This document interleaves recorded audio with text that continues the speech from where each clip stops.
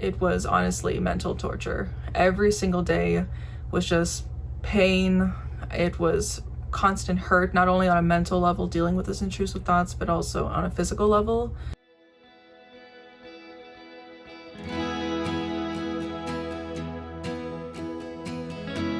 Experiencing suicidal intrusive thoughts is absolutely terrifying. I have never dealt with suicidal thoughts in the past, so having this pop into my head, nothing that I created on my own, shook me to my core. I remember that the first suicidal intrusive thought I had was looking at a pair of scissors, and the thought popped in my head of, you can use that to kill yourself.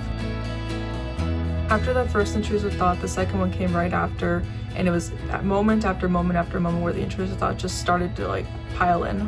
I couldn't eat, couldn't sleep, couldn't hang out with my friends because my mind was bombarded with these ideas that weren't mine. When I first looked into OCD and did some research online, I immediately was seeing connections. I was seeing people's accounts of how they were dealing with OCD. I was looking at websites to see for symptoms, and I felt like it was constantly checking off boxes, saying like, this is my experience, this has to be what I'm dealing with. I was hitting a breaking point. It was just constant like mental torture. So at that point, I was reaching the point where I was like, okay, I need to talk to a professional and I need to straight out say what I'm experiencing. I stayed with my first therapist for about 2 months until I found specialized OCD therapy. I tried to work with my first therapist to see if she knew more about OCD or not. I explained to her one session to explain what OCD really was, but she did not help me very much. All she really provided me in support for that was just reading the DSM-5 definition of OCD, and then later said that she wouldn't label me or diagnose me. One night, I was just on my phone looking through the app store. I just typed in OCD to see what would come up, and OCD came up there. I thought, okay, let's check this out. Downloaded it, looked at the forums, and I was like, wow, I think this is like the perfect place for me to be at.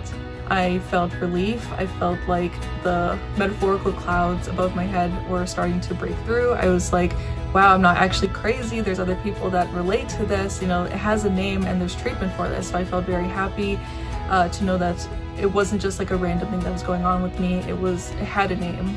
I was pretty nervous before my first therapy session. I wasn't sure what to expect, especially with a specialist as opposed to just a regular talk therapist, but I still was very open to know, do I have OCD or not?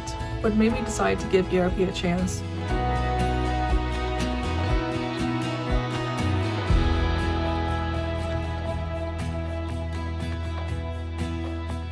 was that I was dealing before and then with so much mental torture, so much just pain, intrusive thoughts. I felt stuck, and I knew that this was really going to be like the one way to help me through this. I started to feel better right after my first session. Of course, it was a little scary, a little worrisome, but seeing the result afterwards, it felt hope. I felt a little better even. I did experience setbacks with OCD therapy.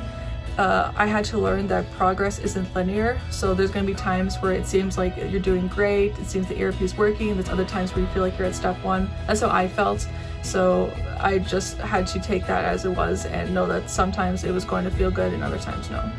Life is so much better. I was able to get my sleep back, I got my appetite back. To the people contemplating wanting to get help, I know ERP sounds really scary. I know being able to share what the thoughts are and what you're experiencing with another person seems scary, but it has been such a help. Nothing else has helped me except this. I am able to finally get my life back on track. I'm able to live the life that I want to just because I took that step to do ERP and seek out an OCD therapist.